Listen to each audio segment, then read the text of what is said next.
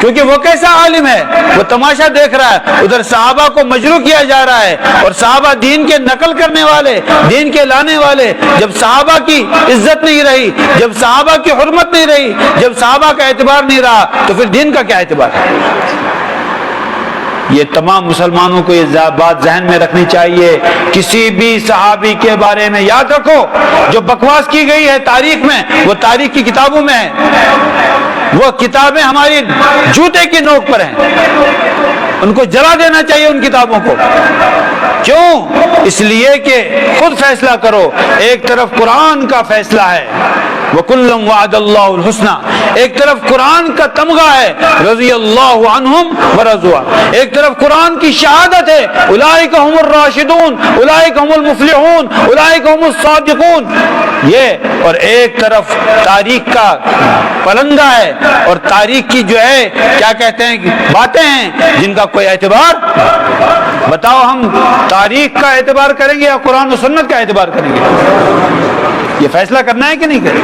کوئی کہے گا فلاں تاریخ میں، کہو اس تاریخ کو لے جا کر آگ میں جلا دو، اس تاریخ کی ہمیں کوئی ضرورت، جو قرآن سے ٹکرائے وہ تاریخ ہمیں ضرورت نہیں ہے، جو حدیث سے ٹکرائے اس تاریخ کا کوئی اعتبار۔ ایک بات میں آپ کو بتاتا ہوں محدثین کی، 5 لاکھ راویوں کے حالات جمع ہیں، کتنے بتاؤ بھائی؟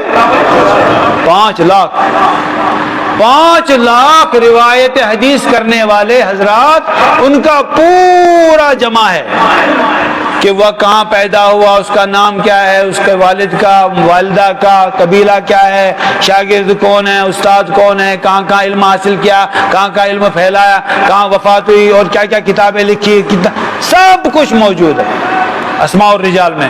5 لاکھ حضرات کے حالات قلم بند ہیں، اور یہ کسی قوم کے پاس نہیں ہے، صرف مسلمانوں کے پاس ہے الحمدللہ۔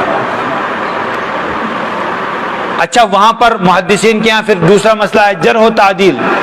بعض کے بارے میں کہا یہ قابل اعتبار نہیں، بعض کے بارے میں کہا یہ بڑا نیک اور صالح تھا، اس کو جرح و تعدیل کہتے ہیں۔ کسی پر الزام لگا اور کسی کو بری قرار دیا گیا۔ لیکن دیکھو ان 5 لاکھ میں جو صحابہ کا طبقہ ہے، کسی کی ہمت نہیں محدث کی، عالم کی، اس نے کسی صحابی پر تذکرہ کیا ہو۔ یہ جرح و تعدیل کا مسئلہ ہے صحابہ سے نیچے۔ صحابہ کے بارے میں آج تک کوئی مائی کا لال پیدا نہیں ہوا جس نے جرح و تعدیل سے کام لیا ہو۔ کیوں؟ کہ جن کی تعدیل اللہ نے فرمائی، جن کی تعدیل جناب محمد رسول اللہ صلی اللہ علیہ وسلم نے فرمائی، اور آپ نے فرمایا اصحابی کالنجوم، میرے صحابہ ستاروں کی مانند ہیں، بِأَيِّهِمْ اقْتَدَيْتُمْ اهْتَدَيْتُمْ، جس کی بھی تم اتباع کر لو گے ہدایت پا جاؤ گے۔ آپ نے فرمایا کہ جب تم دیکھو کوئی صحابہ کو برا کہہ رہا ہے تو کہو لعنت اللہ علی شرکم، تم میں جو بدتر ہو اس پر اللہ کی لعنت۔ ظاہر سی بات ہے جو صحابہ کے خلاف بھونک رہا ہے وہی ملعون ہے، اسی پر لعنت جائے گی۔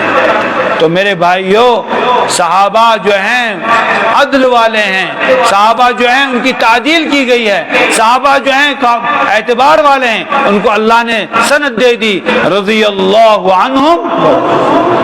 اس میں غور کیجئے ذرا، رضی اللہ عنہم، اللہ ان سے راضی ہو گئے، اللہ ان سے کیا ہو گئے؟ راضی، اور اللہ ان سے راضی، ورضوا عنہ، اور صحابہ اللہ سے راضی ہو گئے۔ ذرا غور کیجئے، اللہ کو کیا ضرورت ہے کوئی اس سے راضی ہو؟ اللہ تعالیٰ سے کوئی راضی نہ ہو تو اللہ کا کچھ بگڑے گا؟ نہیں۔ دیکھو یہ محمد صلی اللہ علیہ وسلم کے ساتھی ہیں، یہ صحابہ ہیں، فرمایا کہ ان کے راضی کرنے کا میں بھی اہتمام کرتا ہوں، ان کا دل خوش ہو جائے۔ اسی لیے خطبے میں پڑھتے ہیں، خطبے میں کیا پڑھتے ہیں؟ اللہ اللہ فی اصحابی، اللہ سے ڈرو۔ اللہ کے نبی صلی اللہ علیہ وسلم کا ارشاد ہے اللہ سے ڈرو، ترمذی شریف کی حدیث ہے کہ اللہ سے ڈرو، اللہ سے ڈرتے رہنا، میرے صحابہ کے متعلق